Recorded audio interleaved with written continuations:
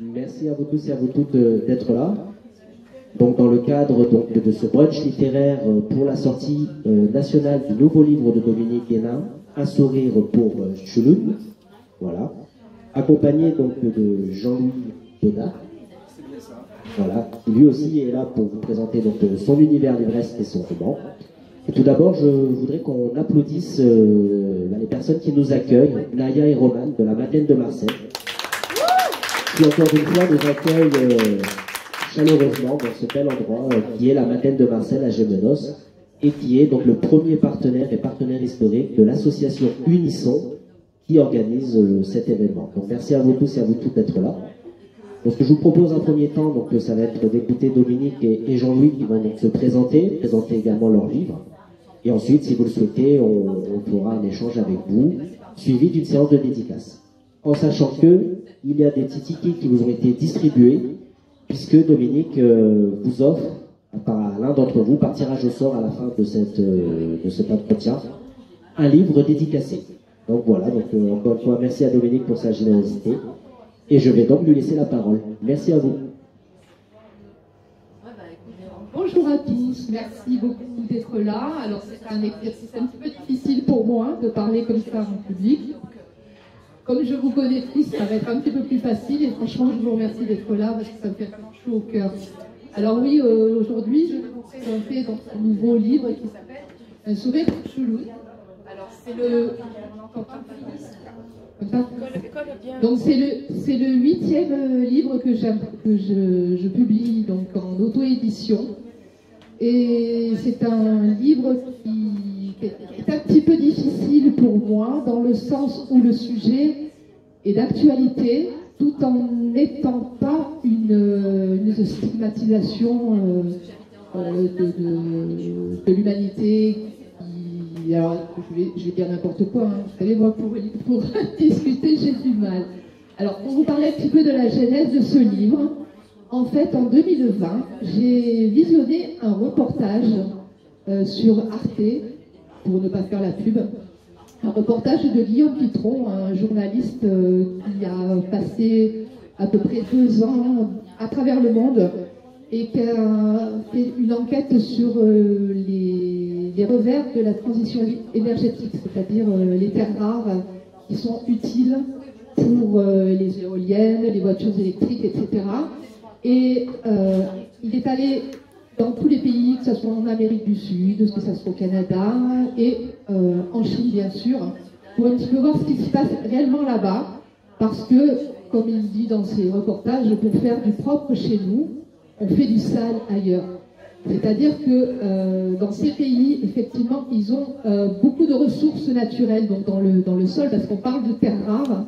Ce ne sont pas des terres rares dans le sens qu'on peut l'entendre, mais c'est que pour récupérer les terres rares dans la roche, pour par exemple une tôle de roche, on va avoir quelques milligrammes de terres rares, et que pour séparer les terres rares de la roche, il faut utiliser énormément d'eau, des produits chimiques, des solvants, et c'est ce qui pollue, et qui parfois détériore souvent d'ailleurs, détériore l'écosystème, que ce soit la terre, l'océan, les rivières, parce que les produits, on retrouve des produits, le thorium, etc., ce sont des produits très nocifs, voilà. Bon, mon livre au départ n'est pas fait pour stigmatiser justement l'humanité dans le sens où on a de bonnes intentions, c'est-à-dire qu'on veut arriver à quelque chose pour le respect de l'environnement, parce que c'est urgent, on veut faire quelque chose pour la planète, mais il faut savoir que nous, de notre côté, on va avoir tout l'électrique, mais que là-bas, les politiques s'inquiètent surtout de savoir ce qu'ils vont gagner comme argent, mais pas trop comment ils vont faire pour gérer les déchets, pour gérer la façon de travailler, etc. Et on est sur des populations qui souffrent de la transition énergétique que l'on veut chez nous. Voilà. Alors, dans Un sourire pour Chouloun, c'est surtout une histoire humaine, en fait. Au départ, c'est une journaliste française qui reçoit l'appel désespéré de d'un ami de longue date qui vit en Mongolie intérieure. Voilà. Alors c'est une personne qui était partie là-bas parce qu'elle rêvait des grands espaces de Mongolie. La Mongolie intérieure, il faut savoir que ce n'est pas la Mongolie. C'est une région qui fait partie de la Chine. C'est une région autonome. Et dans autonome, il y a le mot, évidemment, autonomie, qui n'est pas du tout ce qui se passe là-bas. C'est-à-dire que c'est quand même la Chine qui gère tout. Et la minorité mongole est de plus en plus réduite. Et le gouvernement tente, même dans les livres d'histoire, à réduire le passé mongol pour civiliser tout le pays. Et donc ce journaliste a disparu. Et cette journaliste française part en Mongolie intérieure pour savoir ce qui se passe. Et donc elle va mener une enquête un petit peu en sous-marin parce qu'elle est là-bas de façon non officielle et que c'est un pays assez difficile à gérer. Donc elle va rencontrer des gens, elle va rencontrer une société importante qui justement gère la transition énergétique, qui a des mines dans les montagnes qui se trouvent un peu plus haut que la Mongolie, enfin dans la Mongolie intérieure. En fait, il y a des mines et il y a des usines de traitement des métaux rares. Donc en fait, elle va se retrouver un petit peu plongée là-dedans, elle ne le connaît pas du tout, elle ne sait absolument pas ce qui se passe là-bas. Et elle va un petit peu découvrir ce qui se passe, elle va rechercher son ami, et donc ça me donne l'occasion justement de parler du pays, que je ne connais pas bien sûr, que j'ai pu apprendre au travers de certains livres que j'ai pu lire, de recherches que j'ai fait sur Internet, et j'ai aussi eu l'aide d'un Français qui est installé en Mongolie par contre, qui s'appelle Bruno. J'ai d'ailleurs utilisé son prénom dans le bouquin parce que je cherchais un prénom de personnage. Et on a eu l'occasion de discuter de tout ça parce qu'il connaît un petit peu. Et il m'a donné des tutos, des conseils pour écrire ce livre. Voilà, donc... alors comme je vous disais au départ, c'est à propos de ce reportage que j'ai vu à la télé, qui m'a vraiment... qui a provoqué en moi quelque chose. Alors surtout une image, alors après j'ai fait beaucoup de recherches, hein, j'ai beaucoup réfléchi à la façon dont j'allais tourner le bouquin, je ne voulais pas justement que ça soit qu'on nous dise c'est pas bien, il ne faut pas faire comme ça. Non, c'est plutôt une interrogation. Comment on pourrait faire pour que ça soit autrement? Alors, vous savez qu'on est arrivé à 8 milliards d'habitants, donc de toute façon on va devenir encore plus, hein, d'ici la fin du siècle on devrait être 10 milliards. À peu près ça. En 2000, voilà. Donc de toute façon, les ressources de la Terre s'épuisent très rapidement. Alors on essaye de faire mieux pour que tout le monde puisse en profiter, mais le problème c'est que depuis la révolution industrielle au 19e siècle, même avant, on a toujours fait des choses pour aller plus vite, pour améliorer la vie des gens. Et en améliorant la vie des gens, on n'a pas tellement réfléchi aux conséquences à moyen terme, voire à long terme. Ce qui fait qu'aujourd'hui, par exemple, on est obligé de se rendre compte que le plastique, par exemple, c'était nécessaire à un moment, mais on n'a pas su ce qui allait se passer plus tard. On n'avait pas de recul. Et maintenant, on voit que les océans sont pleins de plastique, que la faune marine disparaît, que les courants marins changent, que les pôles fondent, donc l'océan ne sera plus salé comme avant. Voilà, il devient moins salé, donc l'écosystème est perturbé, ce qui fait que le climat est perturbé. Toutes ces choses-là font que, voilà, on est dans une impasse en fait. On sait qu'il faut agir de façon urgente, mais on est dans une impasse. Voilà. Et donc avec ce livre, j'explique un petit peu tout ça pour que les gens aient en conscience qu'il faut faire quelque chose. Mais c'est surtout une aventure humaine, parce que Chulun, c'est un jeune homme, un adolescent de 16 ans, qui habite donc en Mongolie intérieure et qui est malade. Mais il a en lui des rêves, il a envie de faire quelque chose, il a envie de sortir de tout ça pour son pays. Et un sourire pour Chulun. Le sourire, c'est un symbole, c'est le symbole d'espoir, c'est un symbole de transmission en fait. Et en lisant le livre, si vous lisez le livre, vous le comprendrez parce que c'est le fil conducteur en fait. Parce que le sourire, c'est gratuit, il ne coûte rien, il apporte beaucoup. Et dans un sourire, on peut tout avoir. Voilà. Merci. Merci Dominique donc, pour cette belle présentation. Est-ce que vous avez des questions pour cette première partie? Oui. Non, je voulais juste savoir, est-ce que ça t'a donné envie d'y aller, d'aller sur place et de découvrir ce pays mieux que sur Wikipédia? Ouais. Alors oui, depuis que j'ai discuté aussi avec Bruno, qui est en Mongolie, mais lui il est en Mongolie, mais presque à la frontière de la Sibérie, et depuis qu'on discute, il me dit, mais quand est-ce que tu viens? Quand est-ce que tu viens? Je te prépare une yourte, tu viens quand tu veux. Alors oui, c'est vrai que j'aimerais bien aller là-bas. J'aimerais bien aller là-bas. Ouais. Mais pour l'instant, pour mon bouquin, j'ai beaucoup utilisé Google Earth. Je le dis aussi dans le... Je le dis dans le bouquin. Mais ça m'a permis justement de visualiser un petit peu les paysages, tout ce qu'il y a là-bas. Et je m'en suis un petit peu servi. Donc ce n'est pas un livre technique, c'est une fiction. Surtout ça, c'est une fiction parce qu'il y a des choses qui sont vérifiables, effectivement. Mais j'ai quand même laissé mon imagination faire beaucoup de choses. Hein, donc voilà. Merci. Moi j'avais une question, tu dis beaucoup, quand tous tes romances, tu reverses tes droits d'auteur à des associations qui viennent pour la défense de l'environnement. Est-ce que ça va être également le cas pour ce livre? Et surtout, est-ce que tu peux nous dire pourquoi tu as choisi ces causes?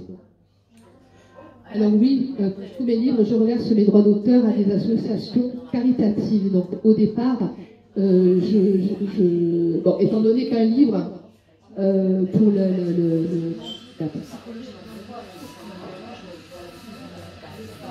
voilà, pour l'empreinte carbone, un bouquin, malheureusement, on participe de ce genre de problématique. Donc, pour mon bilan carbone, j'imprime déjà les livres à la demande, donc par très peu, et je reverse à des associations qui agissent pour la reforestation, par exemple. Et donc, pour celui-ci, je reverse à Cœur de Forêt, qui est une association française qui agit pour reforester, donc pas uniquement la France, mais aussi dans le monde, dans les endroits où on a besoin de replanter des arbres, etc. Je reverse aussi, selon les livres que je fais,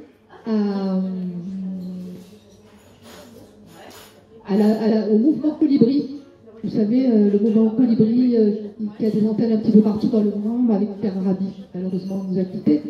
Et ça permet aussi de participer à cette transition qu'on demande. Voilà. Et pour mes livres jeunesse, je reverse à l'association TECAP 21, qui est une association qui s'occupe de jeunes trisomiques à la gare de Niolon. Ils font des trucs super et vraiment c'est formidable. Voilà. Merci Dominique. J'allais vous demander comment ça pouvait applaudir Dominique pour cette belle chose. Merci. Donc on rappelle Un sourire pour Chouloud, donc qui est sorti donc aujourd'hui, voilà, sortie nationale aujourd'hui. Donc merci encore à vous d'être là. Et je vois qu'il y a une autre question donc de notre cher ami Alain. Je vais te donner le micro. Excusez ma voix, mais je suis un peu en montant. Moi, c'est pas tellement une question, c'est un témoignage. Je sais d'expérience parce que j'ai fait quelques ratés sur le début de ma carrière là-dessus. Il est très difficile de faire un livre qui soit à la fois de fiction, c'est-à-dire qu'on aime savoir la fin, qu'est-ce qui va se passer, etc. Et en même temps avec des idées. Parce qu'il y a toujours des lecteurs qui vont vous dire « Ah, les idées, c'est très bien, mais tu sais, ta fiction, tu aurais pu t'en passer. » Et puis il y a ceux qui aiment que la fiction et qui disent « Bon, tes idées, tu sais, j'ai sauté quelques pages. » Et je trouve que Dominique, dans ses précédents, savait déjà très bien faire ça, empêcher les gens de sauter quelques pages et réussir à marier les idées qu'on fait passer, qui sont quelquefois avec un personnage qui donne des idées, qui donne le contraire, etc. Et puis une fiction, parce qu'on a envie d'aller jusqu'au du roman. Alors voilà, je pense qu'ayant entendu ce que je viens d'entendre, ça doit être encore de cette veine. Merci Alain. Et d'ailleurs, on rappelle qu'un petit ticket vous a été distribué. Il y aura un exemplaire qui sera donc, offert par Dominique. Donc encore une fois, merci. Justement, Alain parlait de tes anciens romans. Est-ce que tu veux bien nous les présenter rapidement en quelques mots, pour ceux qui ne te connaissent pas? je pense que vous connaissez. Alors, en parler, oui, comme disait Alain, c'est vrai que j'aime bien, dans mes bouquins, faire de la fiction parce que j'aime inventer des choses, imaginer des mondes, des personnages, etc. Mais c'est vrai que j'ai toujours cette tendance à vouloir envoyer un message. Parce que pour moi, alors, la Terre, on n'en a qu'une, et on n'a pas de solution de rechange, et que voilà, il faut faire quelque chose pour la protéger. Alors bon, moi, à mon niveau, c'est vrai que je ne peux pas m'investir physiquement parce que je travaille encore. Et donc, pour moi, lier ma passion de l'écriture à ma passion pour le respect de l'environnement, c'était, voilà, je le fais comme ça, quoi, ça me permet, voilà. Donc mes livres, effectivement, il y a toujours un petit message comme ça, subliminal, pour me dire qu'il faut un petit peu faire attention, respecter l'environnement, faire les petits gestes de tous les jours, c'est déjà quelque chose. Bon, c'est vrai que ça serait mieux que les grandes structures, les grandes entreprises, etc., ils doivent faire leur boulot, mais nous aussi, ce qu'on peut faire tous les jours, c'est déjà bien. Merci beaucoup. Alors, est-ce qu'il y a d'autres questions concernant ce nouveau livre? J'ai compris. Moi, je me demandais, est-ce que le livre, c'est plus un moyen de romancer le reportage sur Arte, ou est-ce que c'est une sorte de suite où on rajoute des informations peut-être qui manqueraient à ce reportage? Alors, ce n'est pas du tout une suite, ni un roman sur le reportage. C'est simplement le reportage qui a provoqué quelque chose chez moi. Et je me suis dit, bon, ça a pris quelque temps, parce que le bouquin, je l'ai commencé un petit peu plus tard, mais ça a provoqué quelque chose en moi. Il fallait que je puisse, parce qu'en fait, ce reportage, il a provoqué pas mal de remous. C'est que M. Toupifon, bon, j'espère que je le rencontrerai, parce que j'ai eu l'occasion de lui poser quelques questions, mais quelqu'un de médiatique, donc on ne joue pas trop. Mais il a été un petit peu pris... Enfin, on a un petit peu mal considéré son reportage en disant qu'il cachait des choses, qu'il ne prenait en compte que ce qui était vraiment grave. Mais il faut prendre ce qui est grave pour provoquer quelque chose de toute façon. Donc c'est vrai que le reportage est daté de 2018. Mon bouquin, lui, il est basé en 2016. Pourquoi je vous le dirai aussi. Et c'est vrai que depuis, il y a des choses qui ont été faites.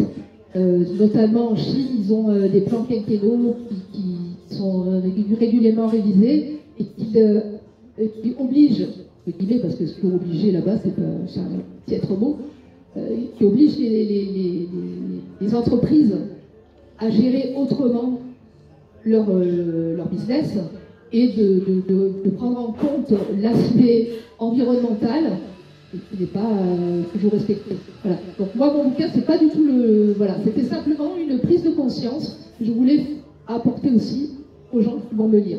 Et pourquoi 2016? En fait, au départ, je voulais le placer en 1996, parce qu'en 1996, il y a eu un tremblement de terre à Baotou.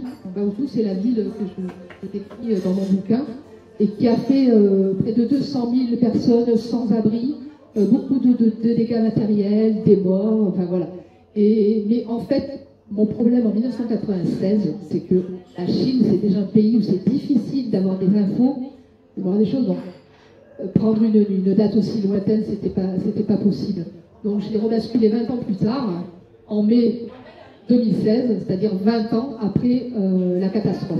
Voilà. Et donc, la famille de Chouloud, en fait, c'est une famille qui a tout perdu et qui a refait sa vie qui est revenue donc à Baotou, mais qui travaille dans une entreprise justement de traitement des terres rares. Voilà. Merci beaucoup. Est-ce qu'il y a une autre question? Bon. Lorsqu'on a préparé donc justement ce rendez-vous avec Alice, justement, on t'a posé la question, est-ce que tu avais des livres coup de cœur? Justement, tu nous as dit, j'en ai un en particulier, qui est donc celui de Jean-Louis Baudard, qui est avec nous aujourd'hui. Donc, est-ce que vous pouvez, Jean-Louis, vous présenter, nous dire un petit peu qui vous êtes et présenter votre livre? Et donc, après, pourquoi c'est un livre coup de cœur? Bonjour à tous et encore une fois, merci de votre présence, ça nous fait chaud au cœur. C'est important pour des auteurs qui travaillent souvent en solitude de pouvoir rencontrer des lecteurs. Voilà, donc merci beaucoup de votre présence. Alors moi, mes reportages, en fait, ne m'ont jamais malheureusement conduit en Mongolie intérieure, et je regrette, j'aurais bien aimé, même si dans ma vie de journaliste, j'ai beaucoup voyagé, que ce soit donc à titre professionnel ou à titre personnel, hein, de la Nouvelle-Zélande jusqu'à l'Himalaya, du désert de Mauritanie jusqu'au Tchad, du Québec jusqu'en Finlande. J'ai toujours beaucoup aimé le voyage, parce que je pense que le voyage et la lecture ont ce point commun de nous faire rencontrer l'autre. Et le livre nous permet d'avancer dans notre vie personnelle, tout comme le voyage. Et les deux me semblent aller de pair. Donc, même si je ne suis pas allé en Mongolie intérieure, j'ai eu à un moment donné envie, en fait, de découvrir mon propre pays et le fleuve de mon enfance. J'habite à Marseille depuis une quarantaine d'années, mais mon enfance et mon adolescence se sont passés sur les bords de la Loire, qui est pour moi, alors je parle d'une façon sûrement un petit peu chauvine, le plus beau fleuve de France. C'est en tout cas le plus long, puisqu'il mesure 1022 km de long. Il prend sa naissance pas très loin d'ici, en fait. Hein. On est à 150 km de l'Ardèche, au Mont-Gerbier de Jonc, un magnifique département, et donc la Loire se jette en Loire-Atlantique, entre Saint-Brévin-les-Pins et Saint-Nazaire. Et en tant que Tourangeau, en fait, je ne connaissais qu'une partie de la Loire, hein, en gros entre Orléans et Saumur, et je n'avais aucune idée, en fait, de ce qu'était la Loire en amont et en aval. Et ce livre, en fait, est né dans une chambre d'hôpital, pour vous dire la vérité. En septembre 2020, on m'a diagnostiqué un cancer du rein, ce qui est toujours une nouvelle assez, on va dire, difficile à accepter. Et en septembre 2020, je me suis retrouvé donc dans une chambre d'hôpital après une opération. J'avais perdu énormément de temps. J'étais dans un état de fatigue intense et temps sportif, dans un état physique vraiment complètement délabré en fait. Il me semblait impossible à ce moment-là de pouvoir envisager quoi que ce soit. Les voyages me semblaient une chose révolue. Le sport me semblait inaccessible. Et je me suis mis à rêver en fait et à me dire que si jamais j'avais la chance de pouvoir repartir, ce serait peut-être pas au bout du monde, ce serait peut-être sur les bords de Loire, et si je pouvais faire ce voyage à vélo, ce serait vraiment formidable. Et je rêvais de ça, alors que ce n'était pas quelque chose d'extraordinaire. La Loire, elle n'est pas loin d'ici, on n'est pas au bout du monde, mais ça me semblait être un défi personnel tout à fait important. Et l'idée de ce livre est née dans cette chambre d'hôpital, et 8 mois plus tard, je suis parti avec mon vélo au Mont-Gerbier de Jonc pour suivre la Loire, et l'objectif n'était pas simplement de raconter ma vie, mais également de faire partager aux gens, tous ceux qui habitent au bord de la Loire, tous ceux qui ont envie d'y aller, de la découvrir, de leur faire découvrir tout ce que moi j'ai appris dans tous les domaines. La Loire est un fleuve extrêmement riche sur le plan de l'environnement, on en parlait avec Dominique tout à l'heure. C'est un fleuve qu'il faut protéger également, il subit beaucoup d'agressions, notamment de pollution. On voit que l'activité humaine, qu'elle soit domestique, industrielle ou agricole, pollue énormément. Même si on en prend conscience aujourd'hui, il reste encore énormément de choses à faire. Et la Loire est un peu le réceptacle de tout ça. Donc il y a beaucoup de gens aujourd'hui qui s'en préoccupent, qui essaient de sauver la Loire, qui est souvent présentée comme le dernier fleuve sauvage d'Europe. C'est un peu vrai, mais c'est également un peu faux. C'est comme des parties qui sont industrialisées. La Loire compte 4 centrales nucléaires, on en parle beaucoup en ce moment. Elle compte également 3 barrages hydroélectriques. Dieu sait si l'électricité est aujourd'hui au cœur des débats. Et la crainte, évidemment, de tous les Ligériens, ce sont les habitants de la Loire, de voir ce fleuve encore plus abîmé. Alors, fort heureusement, il reste encore préservé. Pour vous donner un exemple, le Rhône compte 19 centrales nucléaires. C'est quand même énorme. La Loire reste encore un fleuve à découvrir. Il est extrêmement populaire, puisque le parcours de la Loire à vélo commence à Nevers jusqu'à Saint-Brévin-les-Pins. Compte environ 1,5 million de cyclistes chaque année qui passent 3 jours, une semaine, voire un peu plus. Peu de gens font l'ensemble du trajet. Pour reconnaître qu'entre les sources de la Loire et la confluence de l'Allier, ça grimpe. C'est dur. C'est pas facile, il faut quand même un peu s'accrocher. Donc cette partie-là, en fait, ne fait pas partie du circuit officiel, et c'est dommage. Voilà, parce qu'il y a quand même beaucoup de choses à faire. Donc dans ce livre, en fait, il est question de vélo, évidemment, mais il est question également d'agriculture, il est question de viticulture, il est question d'histoire de France. La Loire traverse des lieux historiques fondamentaux. Il faut savoir qu'Orléans a été capitale du royaume de France, que Tours a été capitale du royaume de France. Chinon, même si Chinon est au bord de la Vienne, pas au bord de la Loire, mais quand même, comment ne pas penser à Charles VII et à Jeanne d'Arc qui est venue, petite jeune fille de sa Lorraine natale, venue à 17 ans dire je vais sauver la France. Ça paraît complètement improbable et pourtant c'est ce qu'elle a fait. Elle a réussi à mettre dehors les Anglais, à reprendre la ville d'Orléans et à sacrer Charles VII, roi de France. Incroyable. Elle est morte 2 ans plus tard brûlée à Rouen, comme chacun sait. Voilà. Donc il est question d'histoire de France, il est question de littérature aussi. Parce qu'il ne faut pas oublier que la Loire a été un fleuve important pour de grands auteurs. Honoré de Balzac, à Tours évidemment. Julien Gracq, l'immense Julien Gracq qui avait sa résidence à Saint-Florent-le-Vieil. Il était professeur agrégé d'histoire-géographie et il aimait beaucoup. Et si un jour vous avez l'occasion d'aller à Saint-Florent-le-Vieil, vous comprendrez pourquoi. C'est un village magnifique qui domine la Loire avec le mont Glone, une superbe abbaye. Et on est dans une boucle de la Loire et là se trouve la maison de Julien Gracq que j'ai pu visiter son jardin également. Et on sent à quel point cet écrivain a été pénétré par la nature.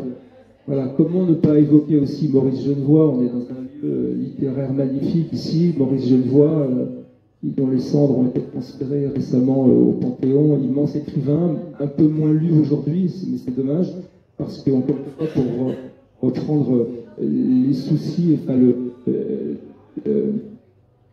l'intérêt de Dominique pour l'environnement. Il est clair que lui aussi, en son temps, avait également beaucoup écrit sur la nature. Comment ne pas parler également de Georges Simenon?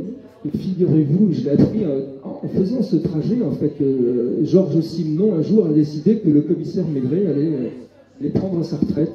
Comme tout un chacun, un jour, il a quitté le quai des Orfèvres, il a fait ses adieux à ses amis parisiens, et figurez-vous qu'il a pris sa retraite sur les bords de Loire, à Main-sur-Loire,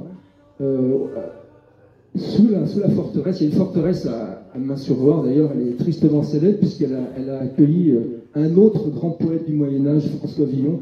On croise sur les bords de Loire énormément de gens, énormément de références. Et voilà, c'est tout ça que j'ai voulu exprimer dans ce livre. Et on apprend plein de choses, on apprend à naviguer sur la Loire. Naviguer sur la Loire, contrairement à ce qu'on peut penser. Il y a une expression, en fait, que les Marseillais ou les Bretons emploient souvent de façon péjorative, en parlant de marin d'eau douce. Il faut savoir que naviguer sur la Loire, c'est extrêmement dangereux. Extrêmement dangereux, parce que le niveau de l'eau bouge en permanence. Il n'y a pas comme en Bretagne des annuaires de marée en sachant qu'à 12h57, il y aura 2,20 mètres d'eau à cet endroit-là.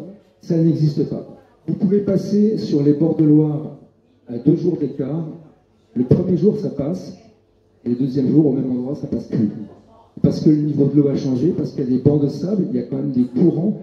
La Loire vous embarque d'un côté de l'autre. Et j'ai rencontré des mariniers, j'en parle dans le livre, qui naviguent avec la poule au vent. Parce que la Loire est quand même un fleuve qui a été l'autoroute, il ne faut pas l'oublier, à l'époque il n'y avait pas de chemin de fer. La Loire, c'était l'autoroute qui permettait de transporter les marchandises, bien sûr vers la mer, mais également de remonter. Les bateaux pouvaient remonter le courant avec un vent qui s'appelait le vent de Galarme, et qui permettait notamment de rejoindre Orléans et à travers les différents canaux d'alimenter Paris. C'est grâce à la Loire que Paris a pu être fourni en bois de chauffage, en vin, en nourriture. Voilà. Donc la Loire a été très importante. Le trafic s'est arrêté en 1850 avec l'arrivée du chemin de fer, et puis après le relais a été pris par les tristes camions qu'on déteste tous. J'espère qu'il n'y a pas de chauffeur routier dans ça. Voilà. Donc, voilà, vous découvrirez plein de choses dans ce livre, et voilà, l'idée c'était également, sans aller au bout du monde, sans aller en Mongolie intérieure, de vous faire voyager, et voilà, de vous faire rêver, et puis de vous donner envie de lire également, parce que c'est un livre qui envoie sur d'autres livres, et voilà, c'est une façon de boucler la boucle.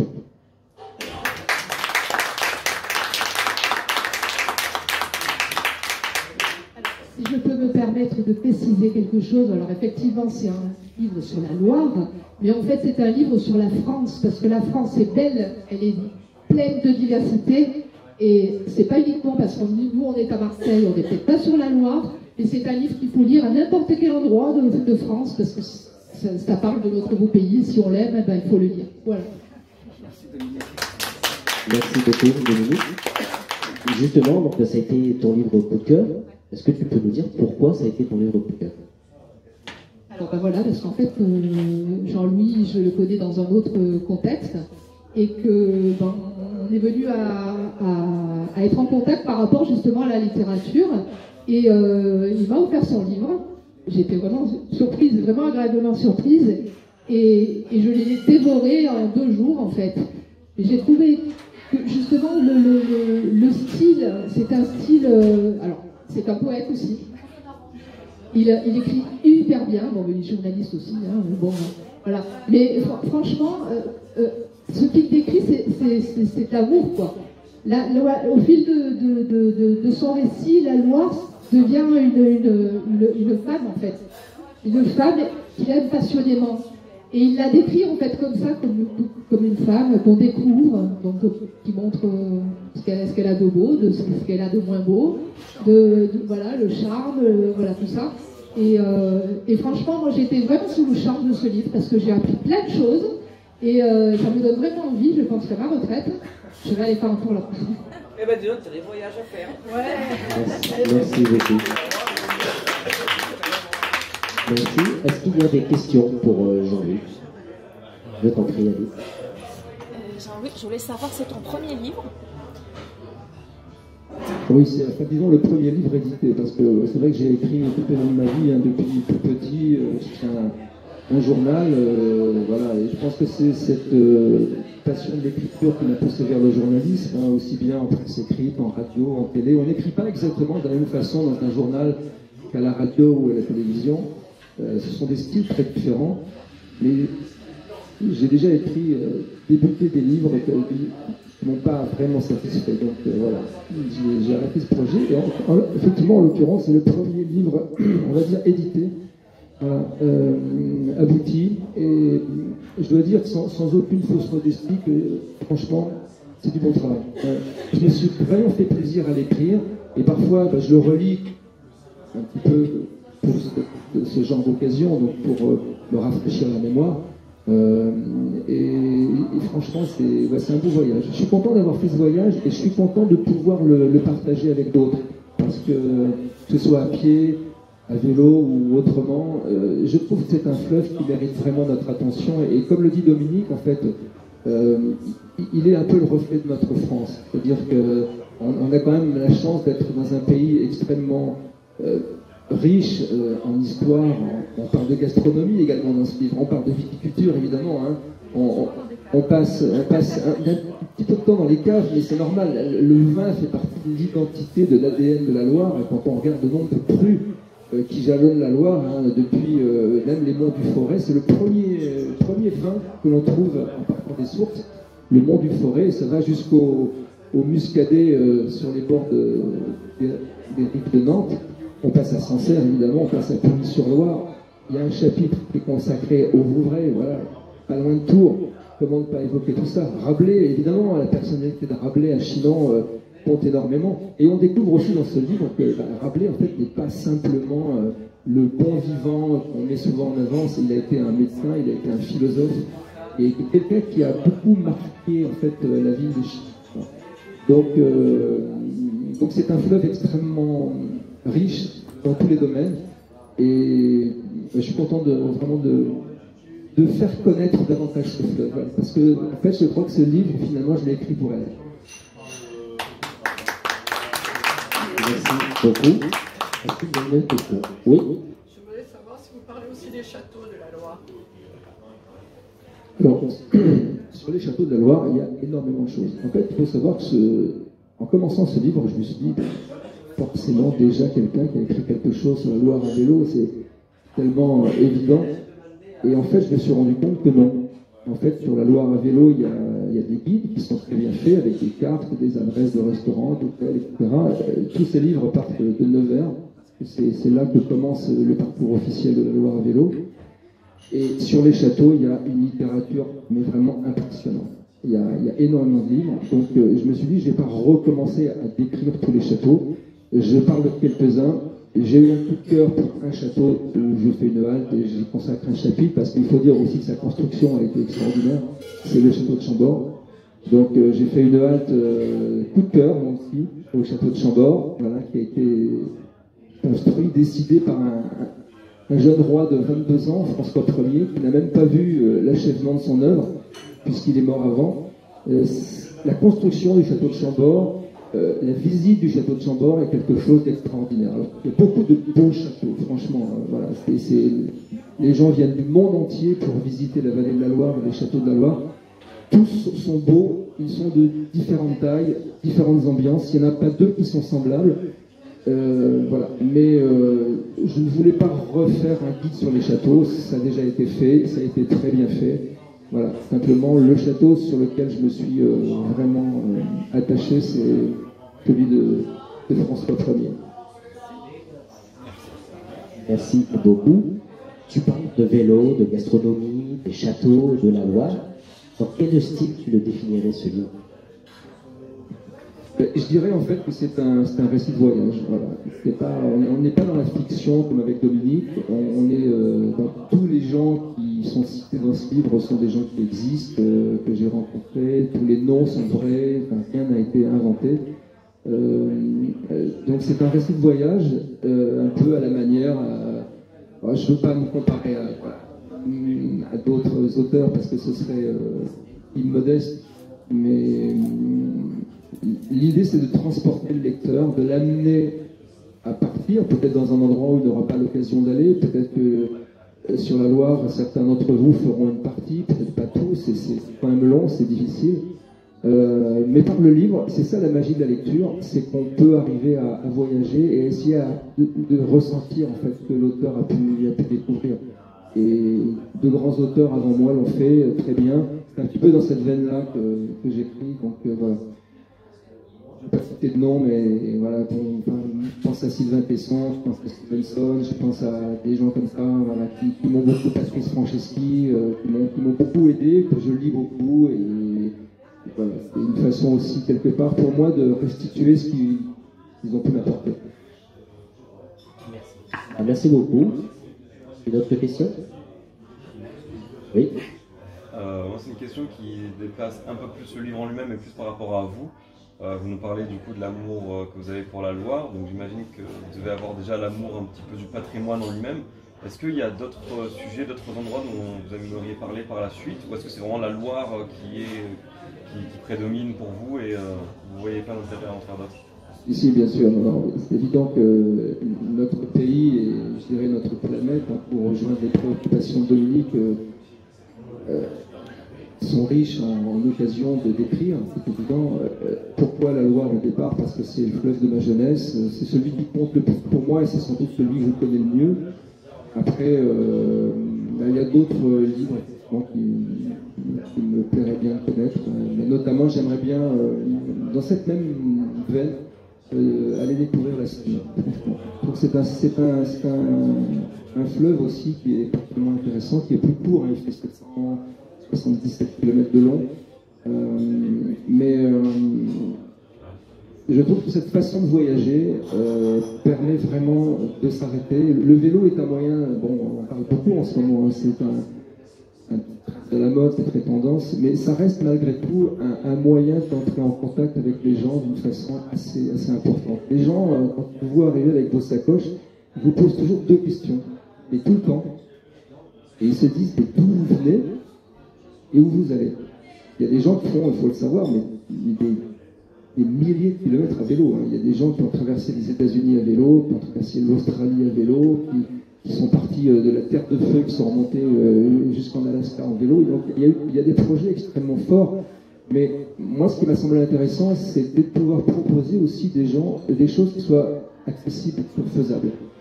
Faire la Terre de Feu, l'Alaska à vélo, honnêtement, c'est pas donné à tout le monde. Faire la Loire à vélo, que ce soit 3 jours, 4 jours, une semaine, 10 jours, même l'itinéraire complet, ça reste, bon, c'est sportif sur la première partie, je ne vous le cache pas, mais ça reste accessible. Et l'idée à travers un livre sur la Seine, c'est de faire découvrir aussi ce fleuve qui est moins connu. On connaît la Seine parce qu'on est Paris, mais on ne la connaît pas tellement en fait. Et je suis en train de travailler sur ce domaine actuellement et je découvre plein de choses différentes. Donc j'aimerais bien repartir sur un projet comme ça. Merci beaucoup. Monique? Alors, je voudrais savoir, là c'est plus technique, vous avez préparé votre voyage, d'abord il a duré combien de jours? Et est-ce que vous êtes laissé guider pour les haltes ou est-ce que vous aviez projeté de faire telle halte à tel moment? Alors en fait, j'ai conçu ce livre comme un grand reportage. Et on part pas en reportage à l'aventure, à l'improviste. Ça se prépare, notamment parce qu'en fait, facile à comprendre, sur un fleuve, il y a 2 rives. Il y avait la rive droite, la rive gauche. Donc déjà, il faut essayer de déterminer de quel côté on va passer. Et où est-ce qu'on va s'arrêter. Et qui on va rencontrer. Donc en fait, avant de partir, 6 mois avant, ça m'a demandé 6 mois de préparation. En fait, j'ai tracé mon itinéraire en fonction des lieux qui me semblaient les plus importants. Et j'ai prévu également des rencontres, parce qu'il y a des gens que je voulais absolument rencontrer.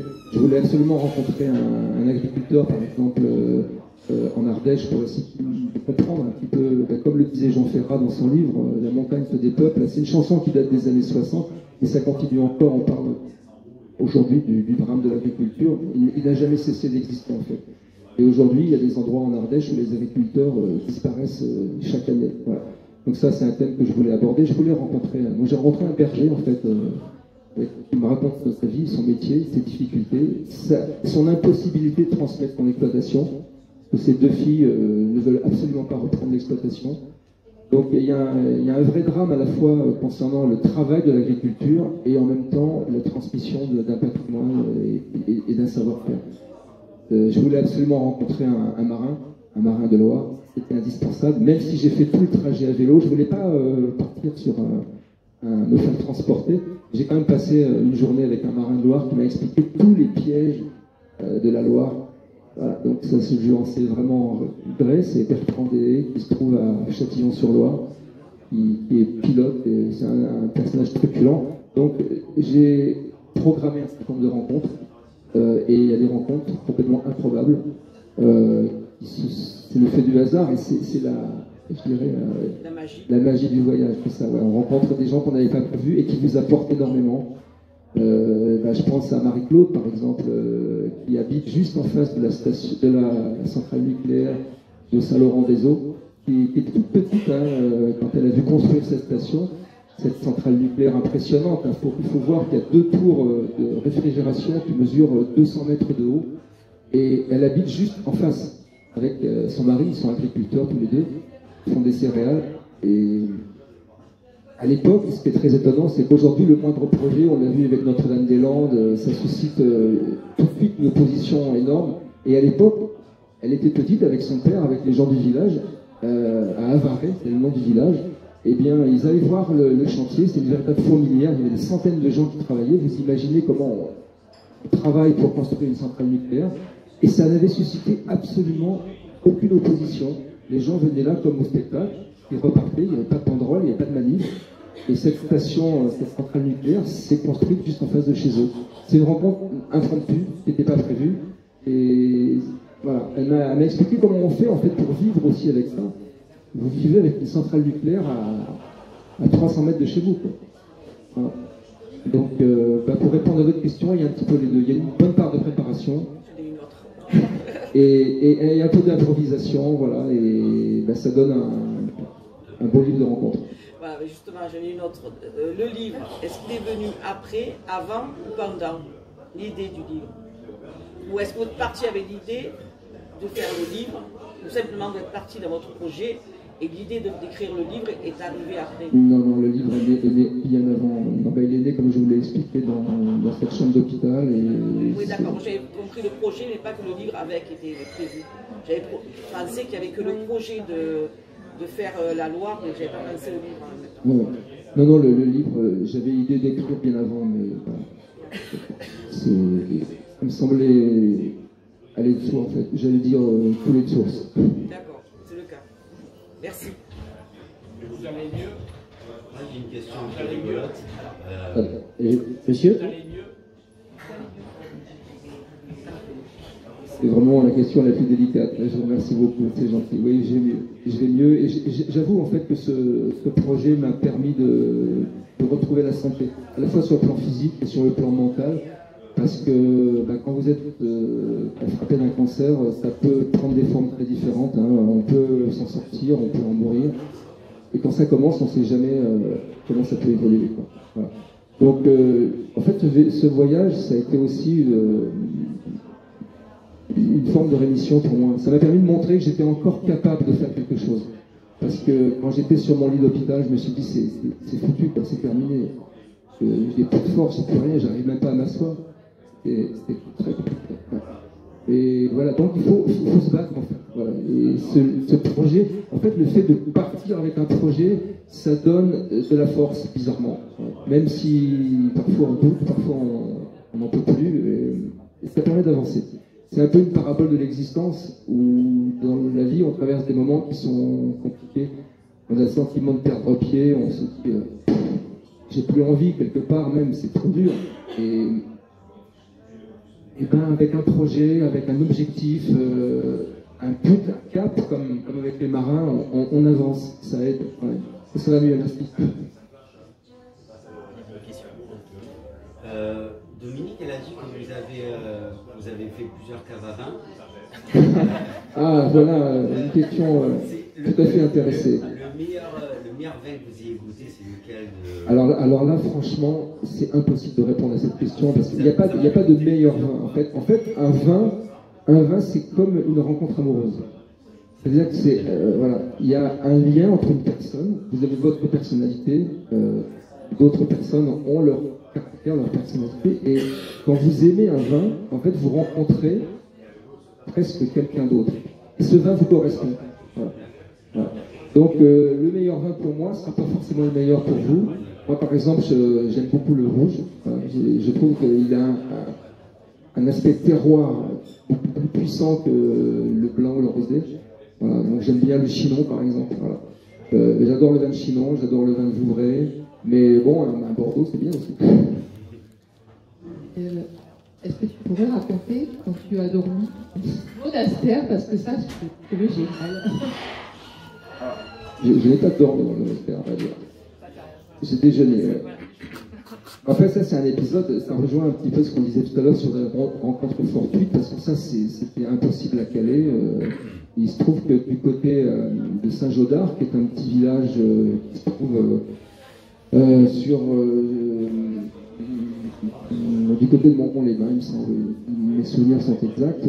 Mon bidon était vide, j'avais plus d'eau, et j'avise vraiment un grand bâtiment, un grand monastère, et je me dis, je vais aller voir, je ne peux pas obtenir un petit peu d'eau, parce qu'il y avait tout était fermé, il n'y avait rien. Et donc je sonne la cloche, et un grand moine barbu avec sa tunique grise m'ouvre et me demande ce que je souhaite. Je souhaiterais pouvoir remplir ma bidon. Il me dit pas de problème. Et puis il me pose les deux fameuses questions d'où vous venez et où vous allez. Et je lui dis je viens de Montgerbier de Jonc et je vais à Saint-Brévin-les-Pins jusqu'à l'océan Atlantique. Il me dit mais c'est incroyable. Pourquoi vous faites ça? Et je lui dis je fais ça parce que je suis tourangeau et c'est un peu un retour aux sources pour moi, l'occasion de découvrir ce fleuve qui est le fleuve de mon enfance. Et il me dit mais c'est un véritable pèlerinage que vous nous faites. Et je lui dis oui, c'est un peu ça. Et il me dit mais est-ce que vous voulez pas déjeuner avec nous? Je dis il était pas loin de midi, j'avais faim, j'avais rien à manger, j'avais plus d'eau. Je dis ok. Et donc j'ai déjeuné avec ma tenue. Alors vous imaginez les baskets, la tenue fluo. Moi j'étais vraiment pas très discret. Je me retrouve avec les baskets jaunes, avec les moines tous habillés de gris avec leur tunique. Alors il m'a dit attention, lorsque vous serez dans le monastère pour le déjeuner, il sera interdit de parler. Vous imaginez pour un journaliste ce que ça veut dire.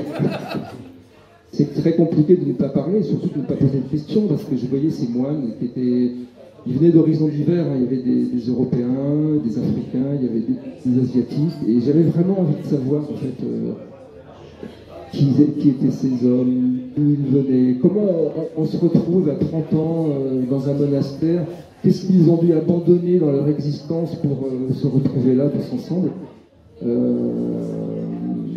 Donc j'ai posé la question au frère qui lui a accepté de me répondre, donc on s'est retrouvé après le repas.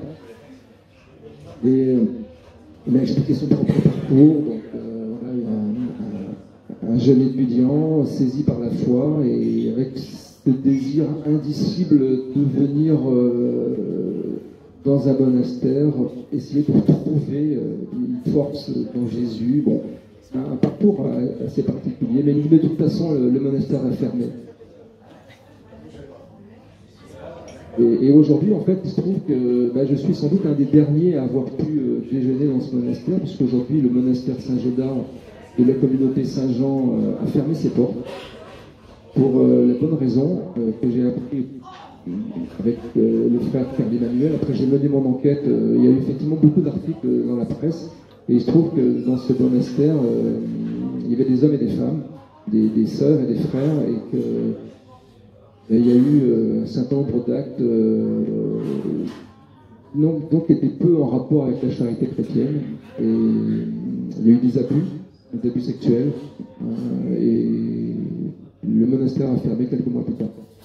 Et la communauté s'est dispersée. Voilà. Et le frère que j'ai rencontré, lui, est parti dans un autre monastère. Et c'est le hasard qui permet aussi de comprendre et d'entrer en contact avec la vie des gens. Voilà. C'était aussi ça l'objectif, à travers un fleuve, de découvrir aussi la vie, l'existence de ceux qui y vivent.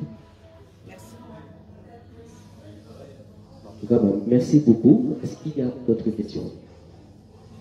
Bon, en tout cas, on vous remercie donc tous les deux pour cette présentation. Hein. Donc Jean-Louis Boudard, on le rappelle, donc auteur du livre La Loire en roue libre, dont vous pouvez vous procurer des exemplaires là-bas tout à l'heure, avec une dédicace bien sûr. Et notre cher Dominique Guéna, pour son roman qui sort aujourd'hui, on le rappelle, Un sourire pour Chouloud, dont un exemplaire est à gagner. Et encore une fois, merci. Je vous demande de les applaudir. Donc vraiment, merci à vous. Je souhaiterais aussi, avant de terminer, qu'on parle de l'association donc Unisson, donc, qui, on le rappelle, est l'association qui organise cet événement, dont Dominique est la secrétaire. Donc je veux remercier quelques membres qui sont ici, dont Emmanuel Statopoulos, qui est auteur, que je vous demande d'applaudir aussi, auteur de Gémenos. Il y a aussi Alice Masson, qui est donc la trésorière de l'association et aussi auteur. Monique Sondaz, Alain Séfré aussi qui est là avec nous. Et tout à l'heure, il y avait le Maïlis Père des éditions rédactives. Et encore une fois, on remercie donc notre partenaire, la Madeleine de Marcel, avec Nayam et Romain.